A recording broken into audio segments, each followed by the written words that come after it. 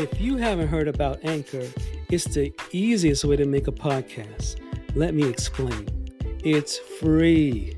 There's creation tools that allow you to record and edit your podcast right from your phone or computer. Anchor will distribute your podcast for you so you can be heard on Spotify, Apple Podcasts, and many, many more. You can make money from your podcast with no minimum listenership. It's everything you need to make a podcast in one place. Download the free Anchor app or go to anchor.fm today to get started. Hello, self-developers, and welcome to the Patrick Kelly Podcast for Self-Development, where I will be reviewing audible books on self-development that can change your life for the better this year and years to come. It is said that if we keep on doing what we always did, we will keep on getting what we always got. In other words, to change our output, we first have to change our input. Today is March 20th, 2022, and this is episode 11 of season 2. And today we'll be reviewing the audible book, The 4 Disciplines of Execution by Stephen Covey. This audible book will teach you what the 4 disciplines of execution are and why they work. Section number 1. The 4 disciplines of execution, also known as 4DX. Discipline 1. Focus on the wildly important. The first discipline is to focus your finest effort on the 1 or 2 goals that will make all the difference instead of giving mediocre effort to dozens of goals. Execution starts with focus. Without it, the other 3 disciplines won't be able to help you. The inability of leaders to focus is a problem of epidemic proportions. Focusing on the wildly important means narrowing the number of goals you are attempting to accomplish beyond the day-to-day demands of your whirlwind. Discipline 1 is about applying more energy against fewer goals, because when it comes to setting goals, the law of diminishing returns is as real as the law of gravity. If a team focuses on 2 or even 3 goals beyond the demands of their whirlwind, they can accomplish them. However, if they set 4 to 10 goals, our experience has been that they will achieve only 1 or 2. To the wildly important goal, you want to devote your best effort. Conventional thinking. All of our goals are priority 1. We can successfully multitask and succeed at 5, 10, or 15 important goals. All we need to do is work harder and longer. 4DX thinking. Many of our goals are important, but only 1 or 2 are wildly important. We call them WIGs. They are the goals we must achieve. Our finest effort can only be given to 1 or 2 wildly important goals at a time. Discipline 2. Act on the lead measures. The second discipline is to apply disproportionate energy to the activities that drive your lead measures. This provides the leverage for achieving the lag measures. Discipline 2 is the discipline of leverage. Lead measures are the measures of the activities most connected to achieving the goal. Discipline 1 takes the wildly important goal for an organization and breaks it down into a set of specific measurable targets until every team has a wildly important goal that it can own. Discipline 2 then defines the leverage actions that will enable the team to achieve that goal. While a lag measure tells you if you achieve the goal, a lead measure tells you if you are likely to achieve the goal. While a lag measure is hard to do anything about, a lead measure is virtually within your control. Discipline 2 requires you to define the daily or weekly measures, the achievement of which will lead to the goal. Then each day or week, your team identifies the most important actions that will drive those lead measures. In this way, your team is creating a just-in-time plan that enables them to quickly adapt while remaining focused on the WIG. Conventional thinking. Keep your eye on the lag measures, the Court-Cellier results, the sales numbers, pounds lost, stress out, bite your nails while you wait. 4DX thinking. Focus on moving the lead measures. These are the high leverage actions you take to get the lag measures to move. Discipline 3. Keep a compelling scoreboard. The third discipline is to make sure everyone knows the score at all times, so they can tell whether or not they are winning. This is the discipline of engagement. Remember, people play differently when they are keeping score. The difference in performance between a team that simply understands their lead and lag measures as a concept and a team that actually knows their score is remarkable. If the lead and lag measures are not captured on a visual scoreboard and updated regularly, they will disappear into the distraction of the whirlwind. Simply put, people disengage when they don't know the score.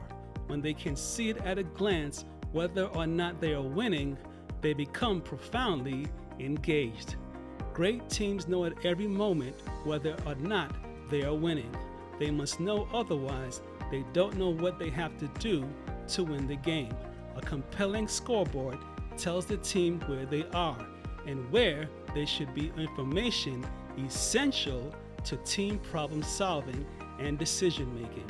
That's why a great team can't function without a scoreboard that compels action. Without it, energy dissipates, intensity lags, and the team goes back to business as usual. Conventional thinking. Scoreboards are for leaders. They are coaches' scoreboards that consist of complex spreadsheets with thousands of numbers. The big picture is in there somewhere, but few, if anyone, can easily see it. 4DX thinking. The scoreboard is for the whole team, to drive execution. You need a player's scoreboard that has a few simple graphs on it, indicating here's where we need to be and here's where we are right now in 5 seconds or less. Anyone can determine whether we are winning or losing. Discipline 4. Create a cadence of accountability. The fourth discipline is to create a cadence of accountability, a frequently recurring cycle of accounting for past performance and planning to move the score forward. Discipline 4 is where execution actually happens. As we've said, disciplines 1, 2, and 3 set up the game, but until you apply discipline 4, your team isn't in the game. This is the discipline that brings the team members all together, and that is why it encompasses the other disciplines. Many leaders define execution simply as the ability to set a goal and achieve it. Great teams operate with a high level of accountability. Without it, team members go off in all directions, with each doing what he or she thinks is most important. Under this approach, the whirlwind soon takes over. Disciplines 1, 2, and 3 bring focus, clarity, and engagement, which are powerful and necessary elements for your success.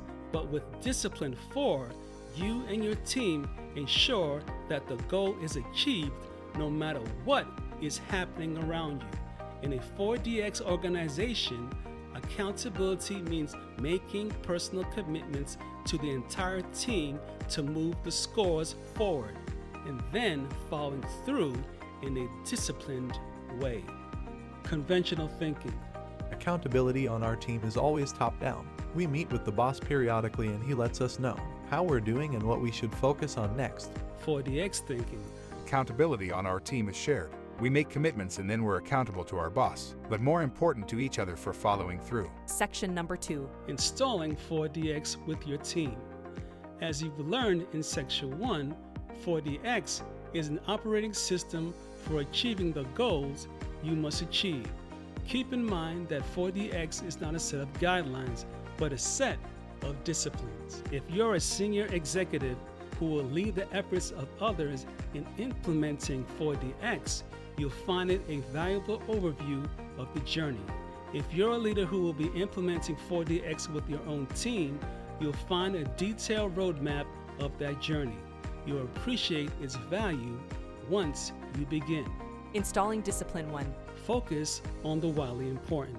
Superb team performances begins with selecting 1 or 2 WIGs.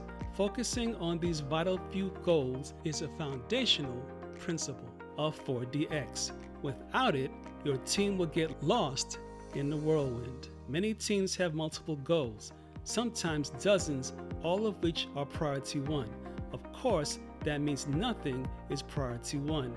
When you work on that many goals, you actually work on none of them, because the amount of energy you can put into each one is so small, it's meaningless. Selecting the right wig is crucial. Leaders often hesitate to narrow their focus because they worry about the consequences of choosing the wrong wig or failing to achieve it. Still, when you achieve a wig, you're starting a game that matters, one where the stakes are high and the team can make a real difference. Discipline 1 is necessary if you're going to play to win. Installing Discipline 2. Act on the lead measures. Great teams invest their best efforts in those few activities that have the most impact on the wigs, the lead measures. This insight is so crucial and so distinctive, yet so little understood, that we will call it the secret of excellence in execution. Unlike lag measures, which tell you if you have achieved your goal, lead measures tell you if you are likely to achieve your goal. We'll use lead measures to track those activities that have the highest leverage on the wig. Acting on lead measures is essential to superb performance, but it is also the most difficult aspect of installing 4DX in your team. There are 3 reasons for this. Lead measures can be counterintuitive. Most leaders focus on lag measures, the bottom line results that ultimately matter. This focus is only natural, but you cannot act on a lag measure because it's in the past. Lead measures are hard to keep track of. They are measures of new and different behaviors, and tracking behaviors is much harder than tracking results. Often there is no readily available system for tracking lead measures, so you might have to invent such a system. Lead measures often look too simple. They demand a precise focus on a certain behavior that might look insignificant, although it isn't, particularly to those outside the team. Installing Discipline 3. Keep a compelling scoreboard. Discipline 3 is the discipline of engagement. Even though you've defined a clear and effective game in Disciplines 1 and 2, the team won't play at their best unless they are emotionally engaged, and that happens when they can tell if they are winning or losing. The key to engagement is a big, visible, continually updated scoreboard that is compelling to the players. Recall 3 principles. Principle 1. People play differently when they are keeping score. People give less than their best and finest effort if no one is keeping score. It's just human nature. And note the emphasis. People play differently when they are keeping score. There's a remarkable difference between a game where the leader scores the team and a game where the players score each other. It means that the team takes ownership of the results. It's their game to play. Principle 2. A coach's scoreboard is not a player's scoreboard. A coach's scoreboard is complex and full of data. A player's scoreboard is simple. It shows a handful of measures that indicate to the players if they are winning or losing the game. They serve different purposes. As a leader, you can guide, but you can't build a player's scoreboard without the involvement of the players. Principle 3. The purpose of a player's scoreboard is to motivate the players to win. If the scoreboard doesn't motivate energetic action, it's not compelling enough to the players. All team members should be able to see it and watch it change moment by moment, day by day, or week by week. They should be discussing it at all times. They should never really take their minds off it. Installing Discipline 4. Creating a cadence of accountability. Discipline 4 is the discipline of accountability. Even though you've designed a game that's clear and effective, without consistent accountability, the team will never give their best efforts to the game. You might begin well, your team may have the best intentions to execute, but before long, the whirlwind will pull you back into a consuming cycle of reacting to the urgent. Discipline 4 breaks this cycle by constantly reconnecting team members to the game. More crucially, it reconnects them in a personal way. Because they are frequently and regularly accountable to each other, they become invested in the results and play to win. Closing thoughts. On a scale of 1 to 5, I would give this Audible book a super duper 5 for providing 4 disciplines of execution in order to win. To find out more about this Audible book, go to www.audible.com and download this Audible book, or go to www.stephencovey.com to find out more information about the author. Remember to subscribe to this podcast on your favorite podcast platform so you do not miss an episode. And also remember to please share this episode via text or email with friends and family and other people that you care about. Follow me on Twitter at Kelly Podcast or Instagram at PatrickKelly_podcast. For more episodes of the Patrick Kelly Podcast for self-development, go to www.thepatrickkellypodcast.com. If you would like to donate $1 or more to the support of this podcast, click the donate button at www.thepatrickkellypodcast.com or go to $Patrick Kelly Podcast on Cash App, and I'll be sure to thank you on the next episode. This is the end of this podcast for today. Tune in next week Sunday for the next episode and the next Audible book of over 300 books that I'll be reviewing on the Patrick Kelly Podcast for self-development. If you enjoyed this podcast, take a moment to rate and review on Apple Podcasts. This really helps me out. Feel free to share this podcast with someone you care about. And remember, your life does not get better by chance, it gets better by change. Take care.